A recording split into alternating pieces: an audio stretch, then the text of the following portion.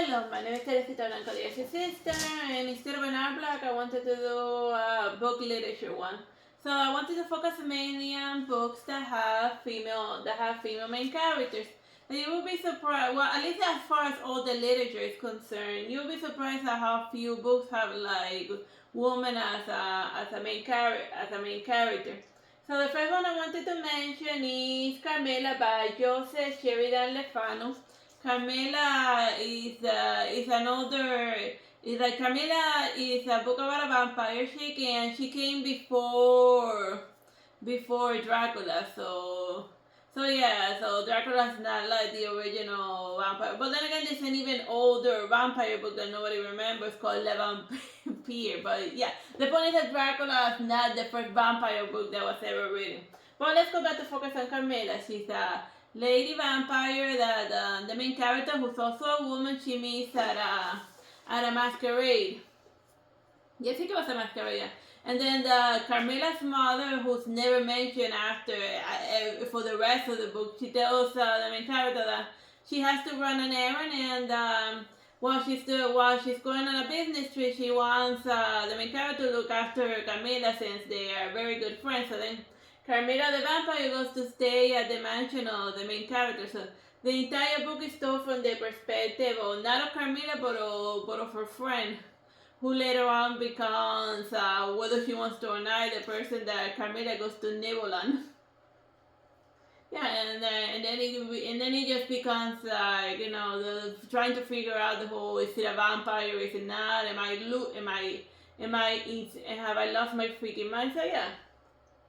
It establishes a lot of the early tropes that eventually resurfaced in Bram Stoker. So Bram Stoker, at least the beginning of Bram Stoker's Dracula, it takes a lot from the start of Carmilla. So the first part of Bram Stoker is still from like the perspective of Jonathan Harker staying at a rich guy's house.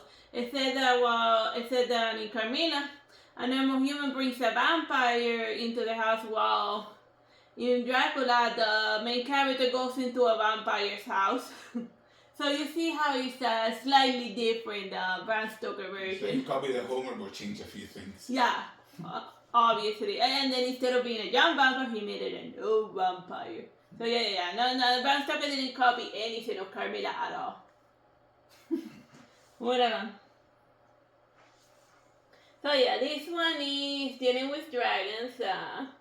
And it's a fantasy book. Like I remember, like back when I was in, like I think I read this one when I was in middle school. I was like just looking through the fantasy section because I went for a fantasy fair where I would just read like fantasy books, and then I'd be like, oh, this looks fun.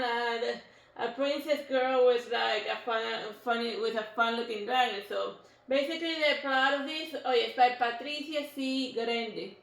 Like basically the plot of this one is a princess that doesn't. Since she doesn't want to like get married and do like all of the princess cliche or the handsome princess, one day she just runs away from home, and then she goes to live with a dragon because she be like, there's like no way that my parents or any other knight is gonna be able to take me away because they will have to go fight the dragon.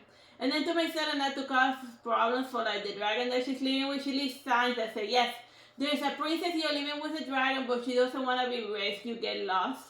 So it's just basically more a fantasy type of slice of life of a princess Rose and her friend dragon. Not a pet dragon, very different. Because usually, like when they do a human and a dragon relationship, it's always very uneven. Cause they always treat dragon as like a glorified pet, and at least in the How to Train Your Dragon, they never do seem as equal intelligent beings. But in this one, yeah, it's a dragon. He talks. He does his own thing. He has his books. He eats. He likes ice cream. He likes ice cream. He likes ice cream, but also tea, and yeah. And and he's like, oh, sure, I'll have a human princess room, and make you're in charge of the cooking. Cause I'm hungry. And it's hard to use the cooking utensils with this big dragon claw. And I got my own things to do, which is like read and like become old, wisdom, and educated. But yeah, it's a slice of life or a princess and a dragon, which is a fun premise, and cause like, and they was used as the antagonist or as a glorified horse for the main characters, the high horse for the main character's ego. And the whole thing about using like a dragon as like a glorified mount is usually always done with the guy. Like it's always the guy, oh, I'm riding a dragon, that's so cool, dragon rider, yeah. And Pendragon, more to be more specific. Yeah, like I try to read that book of like the guy with like his dragon and all that. And I'm like, oh god, such a heavy read. It's just like it beats you over the head. Even the name has the word dragon in it. Yeah. Imagine a human that's called Humadron. I shouldn't call it. That's a stupid name. Try better. I always oversay, like, in all my books, you will see that I give very good names to my dragon, while the humans I just call Josh. Well, sometimes you're called Josh and there's nothing you can do about that. Yeah, the point is that I always oversing my dragon's name. We got Flaminka, Citrine, Mordred, Ametrine. Yeah, we can't all be called Max. Yeah. Some people are called stupid things because their parents hate them. What happened there? Just give it a second, it's loading. Thank God, there it goes. It's ironic because the next book that I'm going to talk about is called Fear, and I was afraid that the projector had broken. So yeah, well, not a projector. I mean, it has an arrow right over there. We're gonna do the side. So yeah, like this is not so much a book, but like a short novella, but whatever. Who said that they all have to be? But I decide how long a book is to be. At least it's not a short story. It's more than 10 pages long. So that makes it long enough to be considered a book.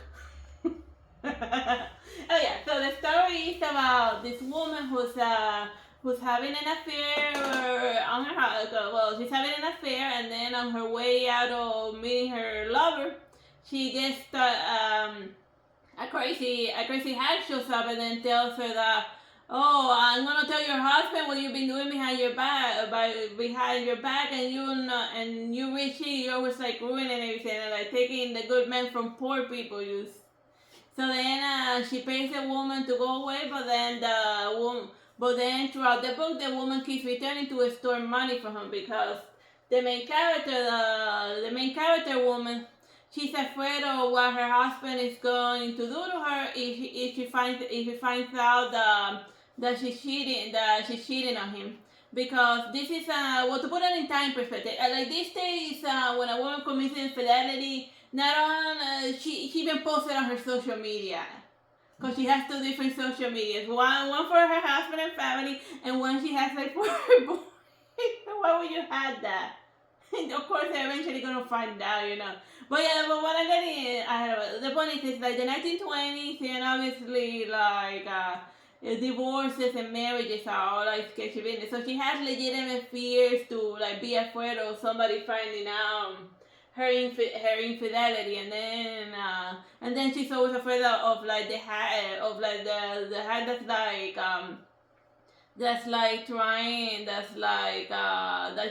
blackmailing her with like evidence of her infidelity. So yeah, and that's why the book's called Theory, and the twist ending is hilarious. I'm not gonna say. No. Alright, this one is Jane Eyre. I bet practically everyone has read Jane Eyre at some point, and it's not that you've seen like the book. It's by Charlotte Bronte. This is like the reason I want to mention this book is because it's one of the first books that my mother gave me as a gift, and then you'll be like, oh, book gift, that's terrible. Well, for some people, book gifts are a good gift, just because later. Just because most folks don't like to read these days doesn't mean that. Well, then again, if you're watching a blog about books, obviously you like to read books. So yeah, let's just try that as a table. Yeah, my mother gave me this book as a gift, and she told me that the book was one of her favorite, and then I read it. I would like to say that it's also one of my favorite, but it has its ups and downs, mostly downs. But I have read it a couple of times, and it's about a little girl who's like, even though she has like family members and whatever, she gets sent to like the worst boarding school in the history of boarding schools, because like I think it was her stepsisters and mother don't want to deal with her, and I think she had a father who was a painter, and then I don't know, it's just. And then the point is that eventually she goes to like be a governess for like this rich guy who's a married man, but she never sees the wife anywhere, and then it's a mystery of where's he keeping the wife and why is he being somewhat nice to me. No, but like also, like it's weird how among the people that they randomly murder at the end, it's also his daughter. It's just weird. Like saying 100%, there's nothing now left alive to keep us from being together. And they also left him extra crispy. Yeah. And whatever, I ended up spoiling the ending of Jane Eyre. Mostly because that's the thing that, like, I like all the book up to the ending. The ending gets weird. Yeah. And dark. And like, dark. It comes out of nowhere, it gets extremely dark. Yeah, like, it goes from straight to full-on horror. Yeah. It comes out of a left turn. It's like a serious left turn that didn't match the tone of the book whatsoever. Because most of the time, yeah, like dark things will happen, but it wasn't like terrible. I mean, the worst that she got at the early of the beginning is Oliver Twist dark, but then it just went from Oliver Twist dark to Saw dark. And then I'd be like, what? Then it just came out of nowhere, not in a good way, but like in a bad way. In like a pin and a pendulum kind of way. Yeah. It said that the pendulum is a torch being held by a flaming lunatic. Alright, this one is La Chasey. And it's book 2, but I ended up, but when I read the book in back in when I was in like middle school, it didn't say that it was book 2 or book 1. And the way that it's written, it can be read as a standalone one, and it's basically this woman who becomes a Greek goddess in exchange for her husband being resurrected because he Uber died. And then her husband is alive and well, but now she can't be with him because she's gotta be one of the faiths, because like the Greek gods in the book of of this world, the reason why they look eternal is because different humans eventually ascend to gods when the other ones get bored playing the role of God and they want to recover their humanity in order to go live like a normal life instead of just fulfilling an eternal role. And La Chasey is in charge of the present, and that's what of weaving the present, cause like the faith, they weave your fate, and and then when it's the time's up, then they just cut it. You know, like that theme from Hercules, remember? With like the fancy strings and all that. From like the Disney Hercules. So yeah, La Chasey. And it was an interesting read. And the final boss, weirdly enough, is the devil. That came out of nowhere. So, okay, so we had a Greek god, but then the Catholic devil shows up, and then it'd be like, okay, you lost me there. But yeah, still a fun read though.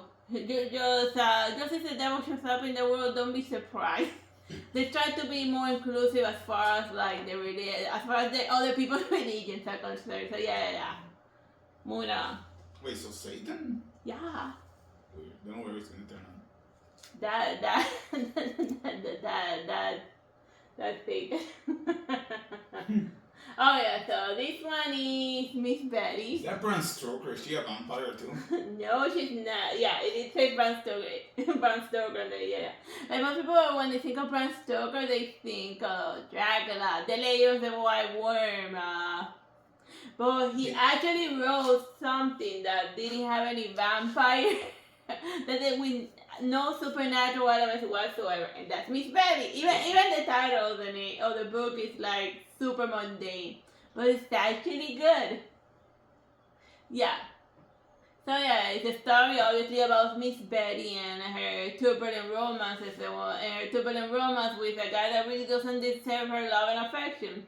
But since the guy saved her from drowning, obviously she feels indebted to him, and she wants to help him with his financial troubles and all of the other stupid things he gets done, because So then it's if you think about it, it's a reverse because usually in like those romance books, it's like the guy saving the damsel in distress. But this time, it's interesting that Bram Stoker flipped that on the audience because this time it's good, kind Miss Betty trying to help a guy in distress, you know. Cause cause his biggest problem is the same problem of everyone, lack of money. So yeah, and she's just trying to help out a guy going through some hard times who she feels he has a good heart, but because he saved her. But then again, he he ends up working as a highwayman, and you know, if you can be prepared to steal but also be prepared to murder. The highwayman who shoot people a lot with a pointy end. But yeah, she sees good in him that really isn't there. Yeah, so it's so it's a book about a woman trying to reform. It's a situation of I can change him. She's the poster child of I can change him. But yeah, Miss Betty, Miss Betty. This one is Mo Flander by Daniel Defoe, complete and unabridged. And it's a story of it's story first person, and right at the beginning of the book she tells you that her name is not really Mo Flanders, it's just a name that she acquired through her profession, and then in the middle you find out through one of her many professions, and it's very interesting to see so it's basically a woman just trying to survive in financial wise, and the first time, and then how she's going constantly from having money to no money, and then just the ups and downs of her wealth and trying to provide for her kids and whatnot. And like very early on, she ends up as a maid to some rich guy, and then the rich guy takes her virginity but promises to marry her, and they do end up marrying, but then he dies of a weird illness. And then they throw her out of the house, but at least the first children she had with that guy are taken care of by the family, but they'd be like, since you get googly eyes to her son, you get out of here. And, she shows throughout the book she's a rolling stone. Like, it's interesting that this book is written 100% focusing on the action. Like, most of the time you don't even know where. Well, we know that it takes place in London, but like, she doesn't describe the buildings or anything. That it's just 100% focused on the action. And I also think that there's barely any dialogue. Yeah. So it's the opposite of Tolstoy. Yeah, who spent like an eternity over describing a hat. Or a wall. Or Chekhov's gun. There is no Chekhov's gun, yeah. But yeah, she's using her beauty and her wit to like get out of the poorhouse. Like in one of the funny incidents, she starts overspending to pretend to be a rich woman, and then in order to attract a rich husband, and then she ends up attracting a so-called rich husband. But then when they both get married, she finds out that the guy was also pretending to be rich by overspending, so then they both ended up wasting both their money, so they ended up two poor people getting married because they were trying because they were both playing gold diggers, and then they were like, oh, I just would. And then they were like, oh, stupid, you know. So it's just the tricks that they do in order to like marry out of the poorhouse, and it's just a funny episode. But her kids end up more or less decent enough, except one or two, except two of them. But what happened to them in specific is hilarious, and you should read it. Well, it depends what you consider hilarious. I laughed when I read it. You know what I'm talking about, right? Yeah.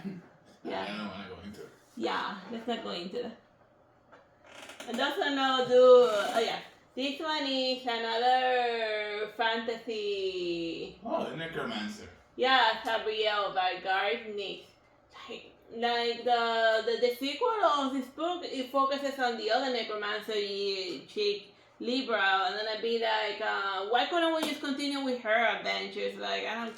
Like when I started reading the sequel, Labrielle, I was like, oh my god, so this stupid suicide. No, it's like, why did they make her like suicidally depressed? That bums me out. But I'm not talking about this one. I'm talking about the sequel. That was just. I know that people say that the sequel was better, but I disagree. Which was awful, god awful. But yeah, focus is only on the first book. So Rio is just she going on a quest to like. She lives in like her world is kind of like weird because she lives it's like divided in half. One half is the magical world, and the other one is like the normal, the Muggle world. The normal world and not magical. But since her school is located at the edge, she can still use some of her magic necromancy. And the first thing that she resurrects is a dead bunny. Using her necromancy, and then each of the bells, necromancy is how deep into the different gates you can go. And over here, just because there are different levels of the afterlife, and the deepest one is the eighth bell. But if you ring the eighth bell, it's the most powerful one, and it gives you the highest necrotic damage. But the side effect of it is that if you ring the eighth bell, you die. But somebody does ring the eighth bell, and it causes cool special particle effects. So yeah, it's a good spooky story. And I have a question. If she trips and the bells ring, does that count?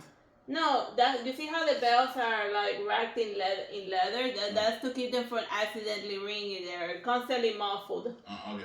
That's why she only has the tiny little silver bell out.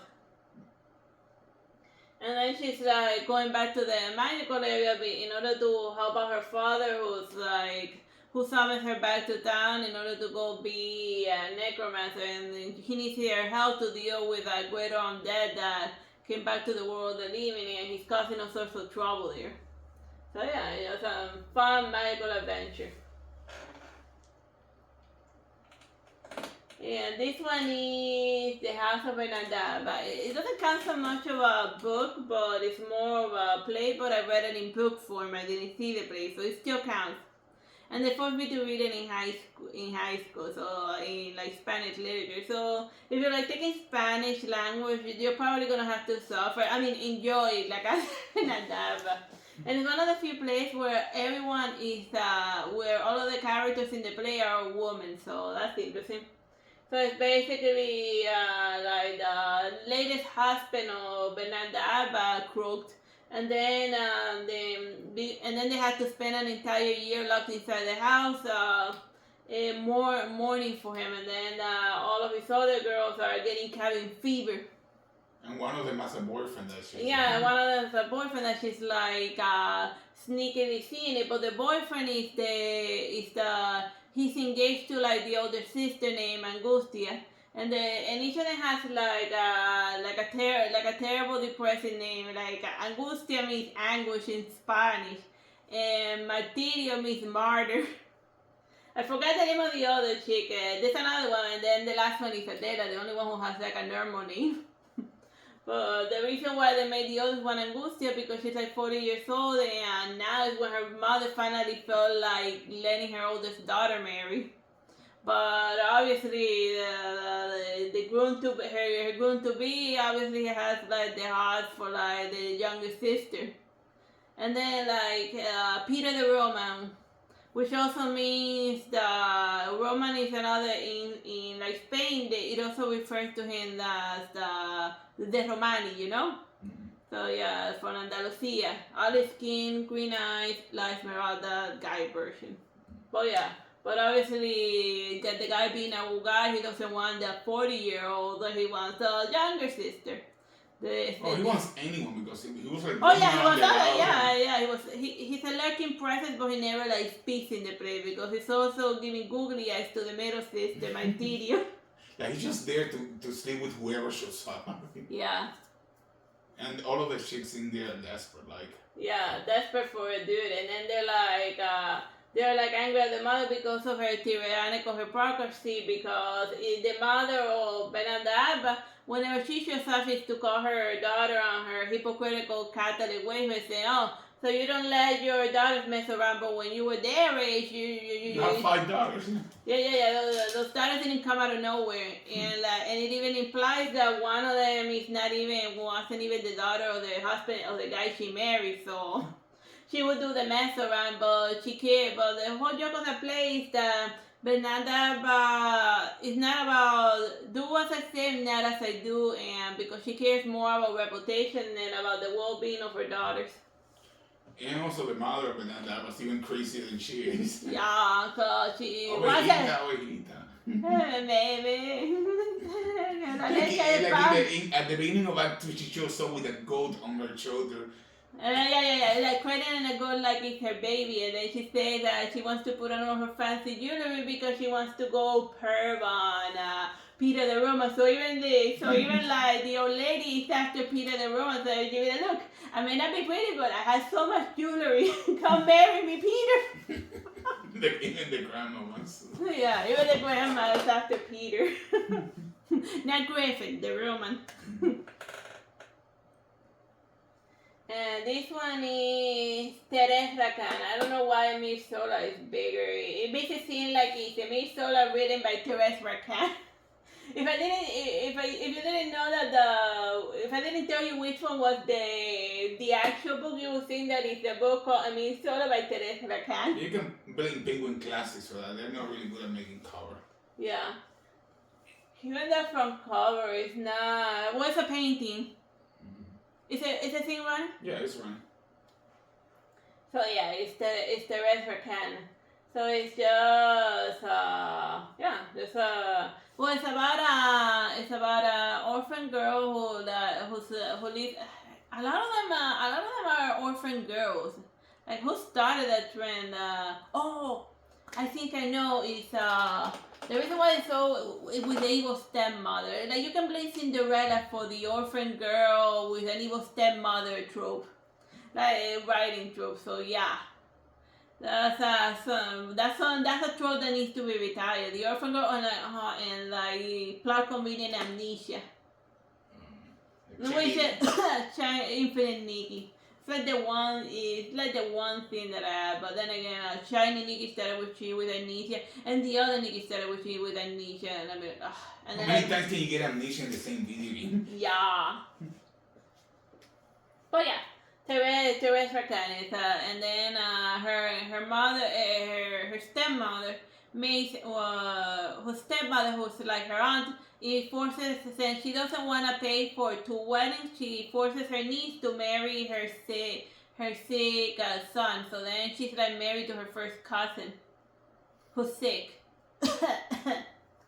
Like not like a sick evil individual, just flat out sick. And then they move to the city where she manages a hat shop. I think it was a hat shop or a flower shop. I don't know. Something like a stupid little business, and then her cousin, like one day brings to the house, who becomes an accountant. One day he brings to the house one of his hot accountant friends, and then obviously who's also a painter. So then obviously Therese Rakan falls in love with the handsome guy who gives her the googly eye. So then they both start plotting. Since divorce be so expensive, they decided that the best thing to do is just to like murder the one who's standing in the way of their love, and then it's almost about to die anyways, like you said. Yeah. So then they convince themselves that the right thing to do is just to euthanize him. So and that doesn't happen in the end. That happens very early. That's the main plot point of the book. Therese Rakan marries her husband, and then they get away, and then the rest of the book is the lovers making each other miserable because of the guy they ended up murdering, and then they constantly fearing and being weirdly afraid of what happens if they find out, and then their whole relationship falling apart. Which is fun. Which is a fun murder mystery book. Do we have another one? No, that was the last one, and this one has like a movie. So if you don't want to like suffer through the book, then you can just watch the movie. It's so-so, but whatever. It's better than nothing. But you can pretend to be literate after watching the movie. Bye-bye and God bless.